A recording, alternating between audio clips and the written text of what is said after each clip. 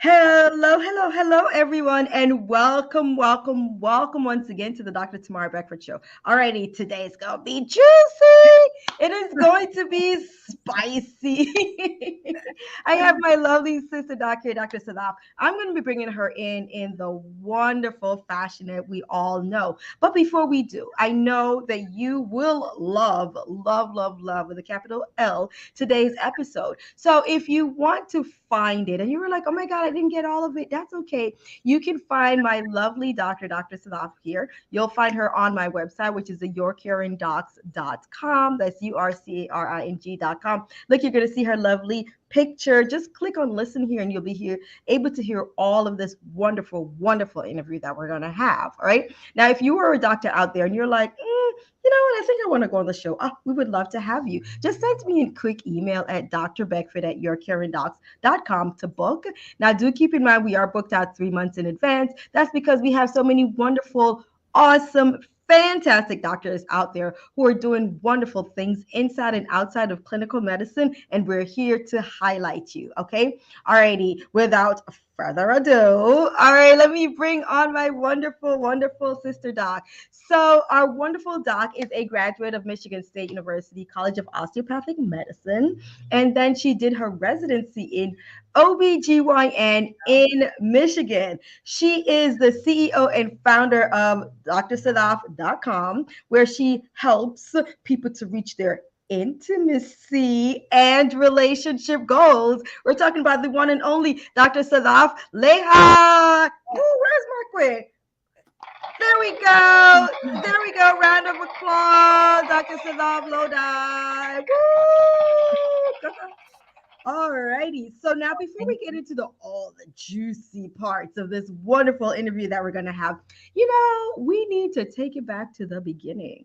So Dr. Sadaf, tell us, what is it that made you decide that, you know what? I want to be a doctor. I want to be a doctor. When did you make that decision and what made you decide about that? Well, first of all, I just wanted to say thank you so much for having me on your podcast and doing this live with me. It's such an honor and a pleasure. And I see your work all the time. So you are doing great, great things. So I just wanted to say thank you for having me on. And so I decided to become a doctor way back when I think I was 5 years old. Oh, Yes. When I was very small, I have quite a few physicians in my extended family, no one in my immediate family, but, I saw the hard work and the time that they put into taking care of people. And really, I think it was when the decision for me was solidified when I went to Pakistan back in 1988. And I went to a pediatric hospital with my cousin, and he's a pediatrician there. And I saw all of the people that he served and the ways that he served them. And then I decided that I too would like to go and serve people and help them in their time of need. So, yeah. Oh, isn't that so wonderful? And we always speak about how important it is for role models, people around us who are doing things, the exposure that it leads to. Because I myself too, went into medicine after being exposed to others who were there. Because if you're not exposed, you don't really know that these things exist. And why would you be able to dream that you can do it, right? So I love, love, love the exposure. All right. So now you're seeing your wonderful cousin, and you're like, oh my gosh, you're helping out all these people in their times of need. What would you say that did to your heart? What is it that sparked it into Lil Sadaf? It's just like, oh, wow, you are really making an impact. How did you feel at that time? I think what I felt was a sense of amazement, right? And that, that a person could really be there for somebody else when they needed it the most, right? And give them immediate help and in their time of need. So I think that for me was very, very, inspiring for me, at least. And then, what I also noted was that for me, it was really, really important to have and see women and whether or not they were being served. And for me, it was always important to, growing up, I didn't have very many mentors that were female physicians. I only knew Mm-hmm. one OBGYN. And Mm. I often felt that, in some communities, women took a back seat. They stayed at home, which was great. I think my mom stayed at home and I think it was fantastic. And, Mm-hmm. my parents did so much to raise me. But I just feel that sometimes, women um, weren't given the platform Mm-hmm. that they could and perhaps should have had to help elevate other women. And Mm. so I wanted to be the resource that I found lacking growing up when I was a child. So that's actually why I went into OBGYN. I just wanted to be a voice for women, Mm-hmm. to be able to empower and educate women about their own health, their anatomy, their physiology, and things like that. So this is interesting because I love that, you saw that there was a need and you're like, why can't I be the one to really help our women? I appreciate all that they do. We know that, we are here, I think, for like even Sky Women. I think that's the wonderful, oh my gosh, our doc, she's escaping my name at this time in my head, but she also felt so important about, like, how the women's role, and that that's why she named her business Sky Women. She said the women help to hold up the sky. She's a wonderful OBGYN in the Dallas area. Dr. Carolyn Moyer. Carolyn Moyers. Yes, yes, absolutely. Right. So I love that we all recognize the importance of our women in the role that we play there, and want to be able to get more representation that happens. Now, when you went into medical school, did you go in saying, I'm going to be an OBGYN? Or did you get the experience through the rotations that occur and then say, you know what? Wow, I feel like this is clicking and this is what I want to do? Tell us that. Yeah. Yeah, no, actually, so I went into medical school just to become a doctor. I had no idea what I wanted to do. And then I started going through my rotations. And Hmm. actually, to be honest, when I did my first vaginal delivery, I thought it was the most disgusting thing I'd ever. Oh, that slime. Oh, that water. Right. Let's just tell them on TV that when they see that baby come out and it's all cleaned out, that's not what truly. It's not what they make it out to be. But I was like, God, that's so gross. And in fact, during my first C-section, I passed out. So Oh, I wow. was, so I myself was quite surprised that I decided to go into OB. But really, I think what did it for me was that, I knew that I felt a passion for empowering and educating women. Hmm. And I knew that I wanted to be a voice for women. And the more rotations that I did, the more I fell in love with it. And, Hmm. I think it really is true, when people say like either you love it or you hate it. Right. And for me, it definitely was a love. And, I attribute it to most of my mentors that I had in OB, but also in fertility.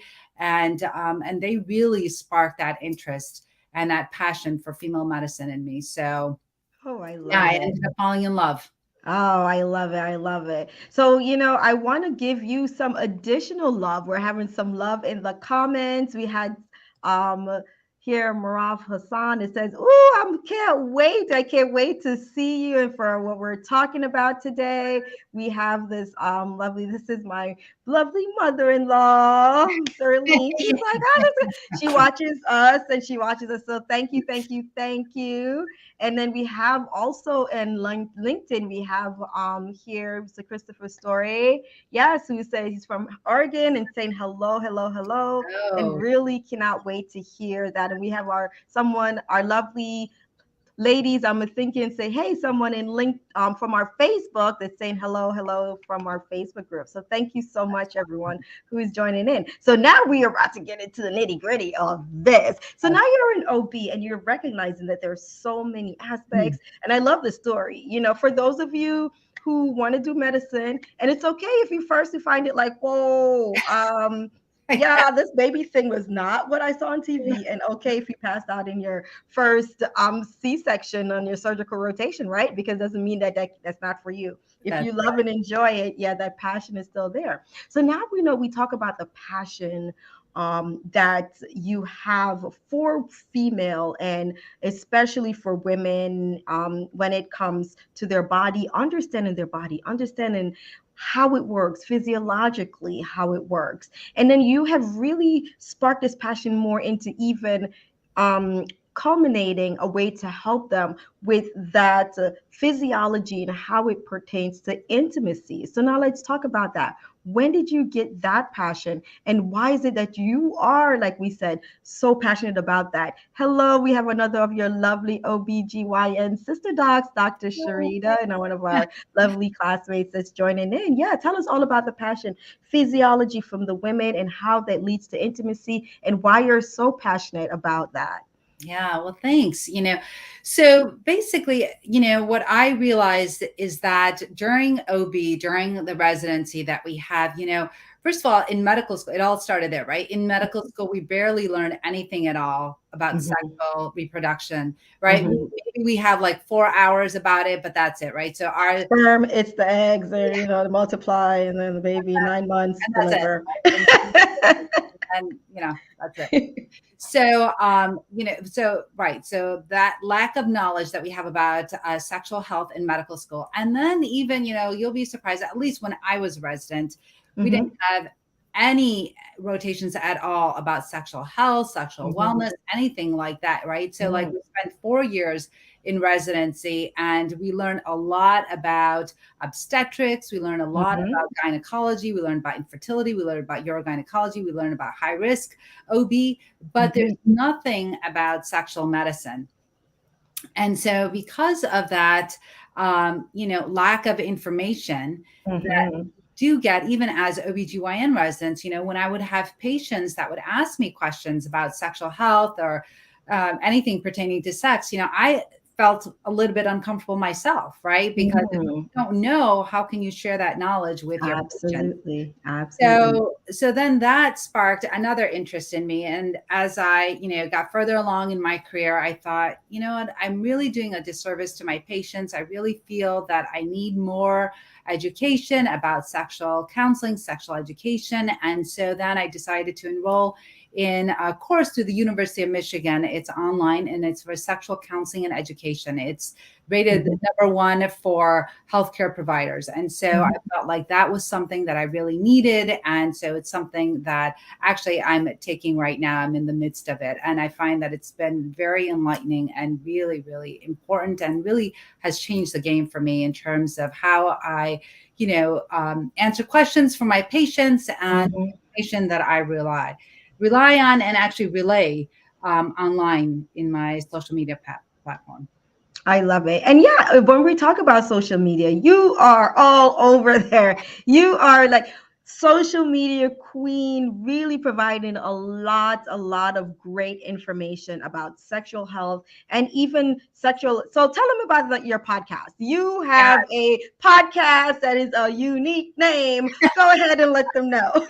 Yeah. So my podcast name is the Muslim Sex Podcast. And Mhm, the reason why I named that, actually, it was the brainchild of both me and the founder of it, Zabeen Mirza. And the reason why we thought that was a great name was because, people attribute a lot of things to Muslims, but mhm, the very last thing that they attribute to Muslims is sex, right? So mhm, we thought that it's almost like an oxymoron, and mhm, it definitely piques people's interest, and they're like, well, what the heck is that? What does that mean? And is it only for Muslims? It definitely is not only for Muslims. In fact, most of it really doesn't have anything to do with religion. It's mainly about female topics, right? Female sexual mhm, health. It has to do with obstetrics and gynecology and the different things that are important to the different topics. For example, mhm, contraception, mhm, sexually transmitted infections. But we also talk about sexual health. We talk about mhm, orgasm. I've had on great physicians such as yourself, who've also mhm. been on that as a podcast guest, but I've also had a urologist, Dr. Casperson. I've had other sex coaches on. So really, it's just a platform for information regarding female sexual health. Love it, love it, love it. And it's doing wonderful. And people, you're probably out there and you're like, whoa, is this taboo? And let's talk about it. The S word. And even think about it. This is the middle of the day. And we're talking about S. And you even use the O word. Oh my goodness. Now let's talk about why you feel like it's so important for us to understand these aspects of our life, especially for women. What is it that really drives this about the passion about even like sexual health and even intimacy, and that the body of like women is not just for reproduction but even like for sexual pleasure in women. Like, why is this so passionate and such a passionate part of what you talk about, and even the pleasure for women and in relationships overall? Because your thing is on building healthy relationships. Like, that's what you're out there really trying to get others to understand. But tell us why you're so passionate about that.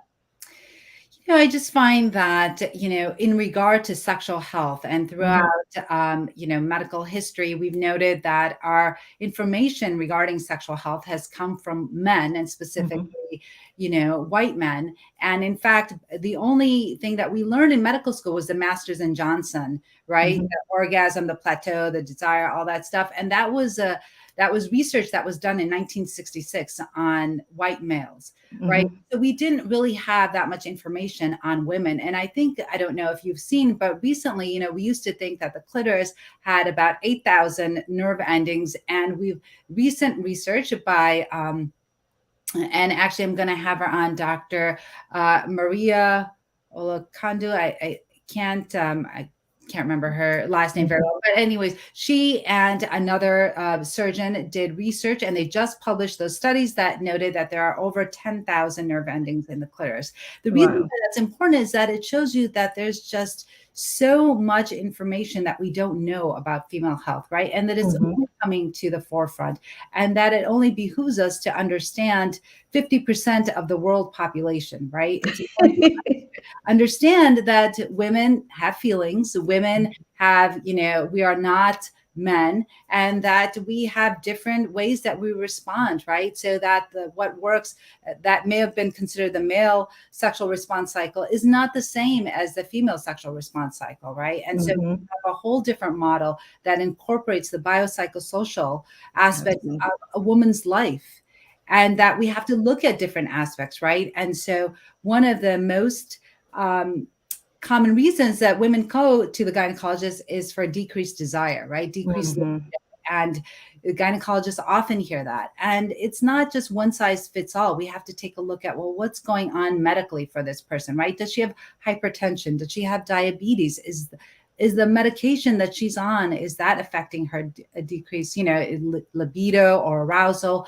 Or, is it, let's, when we talk about the psychosocial model of it, right? Is she depressed? Is she anxious? Is she on meds for that? What Hmm. about, is she on contraception? We know that birth control can also affect, right, our desire, our libido. And what about the social aspects, right? What type of stresses is she under? Is it a new job? Does she not have a job, right? What about the cultural aspects, right? Was she raised in an environment where there was a lot of sex negativity? And Hmm. so she doesn't give herself permission to experience pleasure or to learn about pleasure, right? So there's so many different aspects about female sexual health that we're just learning and just uncovering. And that's why, for me, it's so important to put that information out there. And that's why I advocate for it so much on my platform.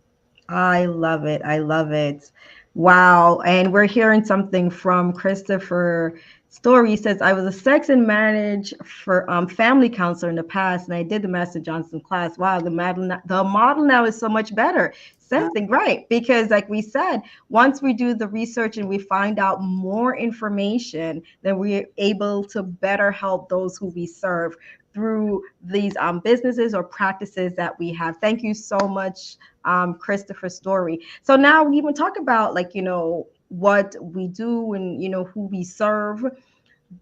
Let's talk about just really quickly. Now you are a practicing physician, but you also serve women and families in other ways. So tell them what other ways that you do serve.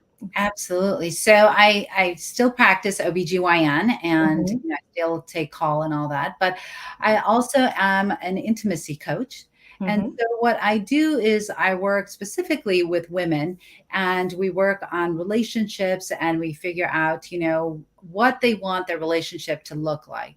Right. Hmm. And then we look at and uncover the things that may be holding them back and then look at ways to move them forward. So with coaching, and the important thing to know about coaching is that it's a way forward model. We're always looking on how to move forward, right? So it's not Hmm. counseling or therapy, because therapy actually, deals with perhaps past traumas in the past and, kind of going through that and working through all of those issues. But coaching may deal a little bit with past issues, but then it's always on how to move forward and how to make your life better and to be living the life that you really want.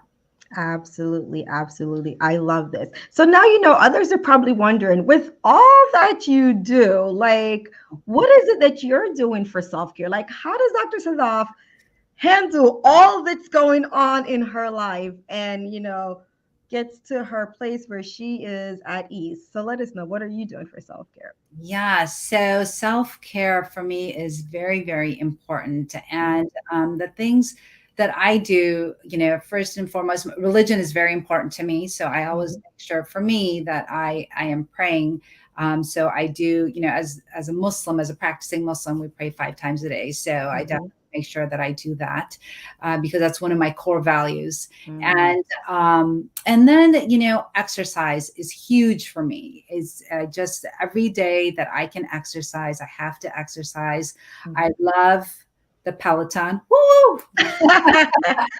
I'm always exercise. So I do a lot of spinning, Mhm. yoga, and those are the two main things I do. Try to do like some weights and things like that. But I also try to like go outside. I enjoy taking walks outside. And I love spending time with my family. I watch movies. I actually just recently saw Wakanda Forever, which Okay. I liked, but I like the Black Panther better. I will say that.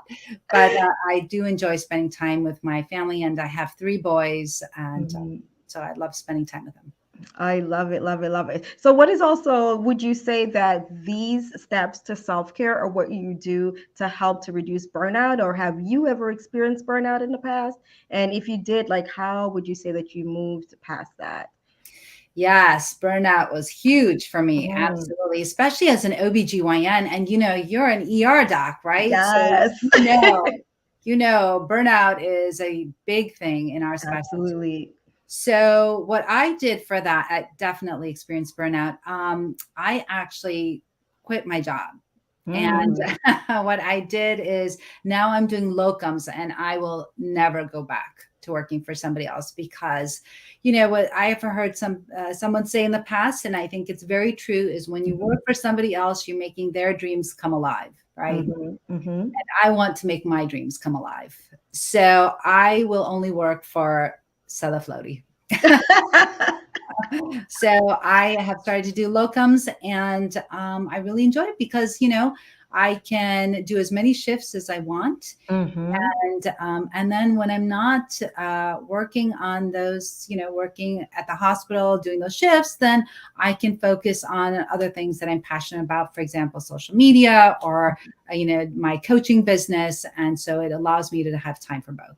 I love it, love it, love it. We have some LinkedIn people that saying they love the look Wakanda Forever also. And also Christopher's story said that he got burned out too. We understand. We completely understand. And then we have someone else who's like, woohoo, fellow locums doc. That's right. Love, love, love it. Okay, so now we are at the part where I have one of my favorite questions that I ask all my guests. Alrighty, so Dr. Salam, Yes. if you weren't a doctor, an OBGYN, a coach, let me see what else I can take off the table based on what you told me.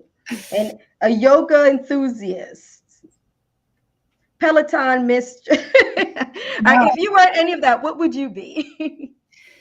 Let's see. If I wasn't doing that, I think I would, well, I'll be honest. I think I would always be a physician. I Nope, do it's off the enjoy. table. It's off That's the off the table. table. No. It's not even it that guess what? It doesn't even exist. People just stay healthy. Okay. Babies What would deliver I? themselves. You know what? I think I would be a chef.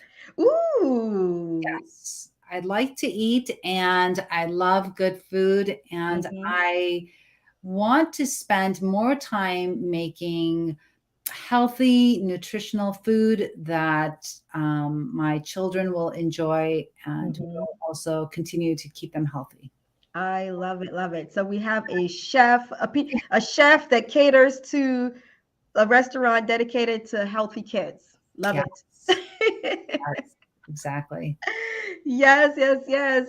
Alrighty. Oh, we have someone who is interested in your course, and that's going to be our next thing. So, if you have someone such as, is it Wanyizi that's on Unobi? Yes. If you're interested in Dr. Sadov's course, where can they find you? Like, we Absolutely. have those who let them know your social media handles and where, someone can find you. Well, I would love to work with that lady that came Mhm. on to your live. And so you can go on drsadaf.com and Mhm. you can sign up for some one on one coaching or a group coaching, or you can go on my social media handles, which are Dr. Sadaf OBGYN, both on Instagram and TikTok. Mhm. And I am Dr. Sadaf OBGYN also on Facebook. But the Mhm. best way to find me is just to go onto my website at drsadaf.com. And you can always email me at drsadaf at drsadaf.com. Alrighty. So let's, for those who are listening, so we have those who are watching and we have your name on the screen. But for those who are listening this via audio and podcast, how would they spell Dr. Sadaf? Yes, thank Hmm. you for bringing that up. So it's drsadaf dot Hmm. com. Love And it. yep, that's my first name and it's dot com. I love it. So drsadaf.com. Alrighty, Dr. Sadaf. Thank you so much. And I thank love all the juice that you flowed on this wonderful podcast. So, at the portion of the model, which one would we say we've reached the pinnacle of the intimacy model? So, where would we say we were right now, based on that intimacy model of um of the orgasmic portion? Where would we say at the peak? at the peak, I think, or climax, right? Yes, yes. Climax. And then there's resolution, Okay, right? so we're now at the resolution portion because we Yes. just had a very climactic, lovely episode where you dropped a lot of info. And I love that you are really dedicated to helping women to understand the importance of sexual health, intimacy health in their lives. Like we said, we are half of the population of the world.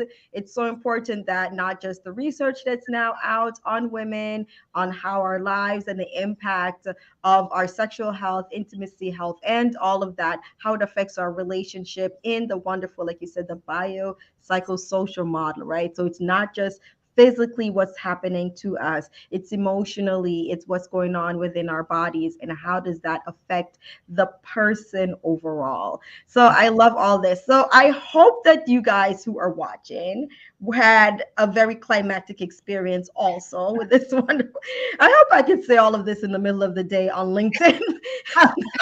If we can't make it back next week, guys, you know what happened. That's right. You got censored. I got censored.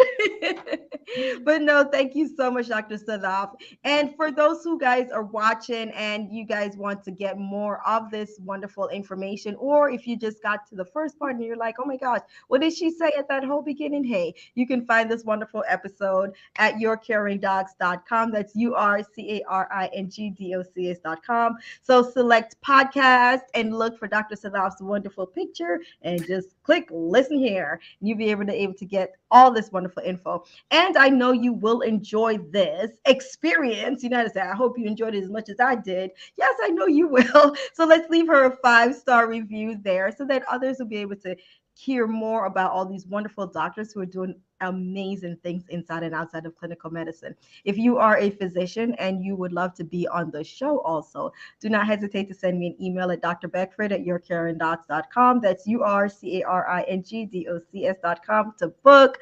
Alrighty, before we go, Dr. Sadaf, do you have any last minute words to leave to those who are listening? Yes. I first and foremost, thank you so much for having me on. I really enjoyed this recording this with you, Mhm. and I really enjoy your show, and I Thank love you. watching your show, and I love your posts on Instagram. I think they are so inspiring. So thank you for doing what you do. Thank Um, you. and one thing that I would love to leave with your listeners or your watchers is for women to give themselves permission. Mhm. Give All themselves right. permission to experience pleasure, to enjoy life, to enjoy learning about their own bodies, and Mhm. to seek help when they need it. But before they can do anything, they have to give themselves permission. Absolutely, absolutely. So, thank you so much for those who are watching, those who were listening. I hope you guys enjoyed all of this as much as I did. Dr. Sadaf, thank you so much for coming on this wonderful show. And you guys, we'll see you guys next time. We hope. That's right. No, we will see you next time. We're providing lots and lots of great information, and I know you will enjoy this as much as we will. Thank you so much and have a great day. Bye.